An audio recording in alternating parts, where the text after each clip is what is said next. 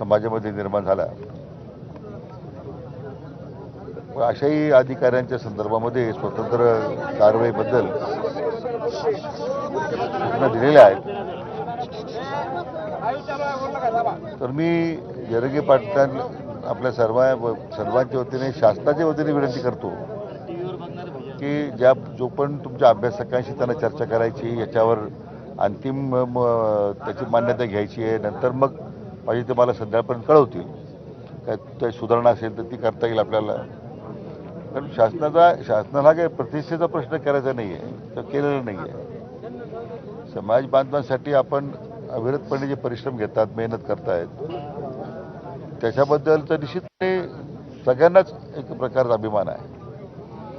तर माझी विनंती आमच्या शासनाच्या वतीने जरगे पाटील साहेबांना की आता ड्राफ्ट दिला आहे, अभ्यासकाची चर्चा होईल, तोपर्यंत त्यांनी आता उपोषण स्थगित तोपर्यंत करावं किंवा नाही करावं. परंतु आता उन्हात बसण्याचे सावलीत बसले आणि तिथं जर अभ्यासकाची चर्चा केल्यानंतर त्यांचं समाधान झालं, आम्ही त्यांच्या अभ्यासकांनी केलेल्या सूचनेवर आम्ही कारवाई केली किंवा करू शकलो नाही, तर मग शेवटी आंदोलनाचा मार्ग तर मोकळाच आहे.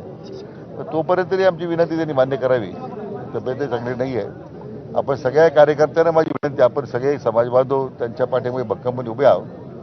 त्यांनी सुद्धा आता या बाबतीमध्ये सहानुभूतीपूर्वक आमच्या विनंतीचा त्यांनी विचार करावा आणि उपोषण स्थगित करावं. अतिशय सन्मान्य तोडगा काढण्याचा जो मसूद आपल्याला दिलेला आहे, तो त्याच्यात कार्यवाही करण्यासाठीच मसूद आपल्याला पाठवला. आम्ही काही बाबतीमध्ये 1-2 मुद्द्यात आपल्याला थोडी संदिग्धता आहे, पण त्यामध्ये काही कायदेशीर मुद्दे उपस्थित आहेत, तर त्या बाबतीतही थोडा महाराष्ट्राचे जे आपले अभिवक्ता आहेत त्यांच्याशी चर्चा करून मग शेवटी कोणताही निर्णय सरकारचा जेव्हा होतो तो न्यायालय स्तर, मग उच्च न्यायालय असेल किंवा सर्वोच्च न्यायालय असेल, त्या स्तरावर महाधिवक्त्यालाच त्या ठिकाणी जाऊन सरकारी बाजू. त्यामुळे असं कुठे आपण घाईगर्दीत काही करण्यापेक्षा त्यांना थोडा वेळ मागितला, की ते आता नवीनच आलेले आहेत.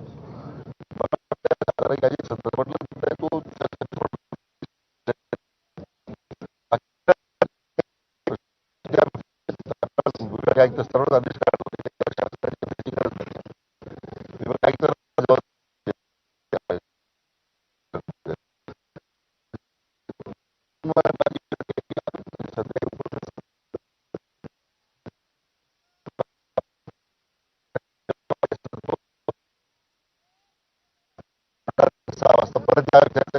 आम्ही यायला तयार आहोत. तसं काही, कारण हा प्रश्न आपल्याकडे दुसरा माझ्या दृष्टीने कुणाच प्रश्न महत्वाचा नाही आहे.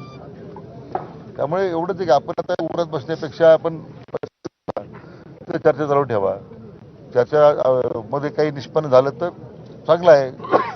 आपण समाधान करू शकलो तर आम्हाला आनंद आहे. समाज बांधवांचं समाधान करू शकलो तर मला निश्चितच एक प्रकारचं वेगळं समाधान. पण त्यासाठी आपण आता जो उन्हात बसण्याचा जो मार्ग स्वीकारलेला आहे, तो तरी आपण त्याच्यासाठी पुनर्विचार करावा आणि तूर्त आपण सावलीत बसून आपलं पाहिजे उपोषण सुरू ठेवा. पण तू सावलीत बसून करा. अभ्यासकाची बैठक झाल्यानंतर आपण परत बसू.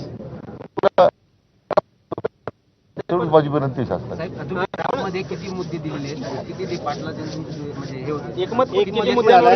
समाधान करण्यामध्ये कितपत यश आलं? बहुतेक जवळजवळ 12 मुद्दे दिलेले आहेत आणि बहुतांशी मुद्द्यामध्ये एक सकारात्मक चर्चा झालेली आहे.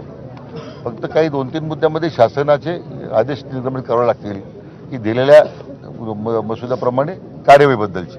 ते विभागीय आयुक्त स्तरावर काढू आपण, त्याची अडचण नाही आहे. त्याला कारण आदेश काढण्यासाठीच मसुदा दिलेला आहे ना. त्याने मसुदा मान्य केला की आदेश काढता येतील. ते जर अवघड आहे, कारण अधिवक्त्यांचं जे त्याच्यामध्ये म्हणणं आहे ते वेगळं आहे. शेवटी राज्य सरकारची बाजू न्यायालयामध्ये मांडण्याची जबाबदारी त्यांची आहे. थोडा वेळ मागितला आणखीन अभ्यास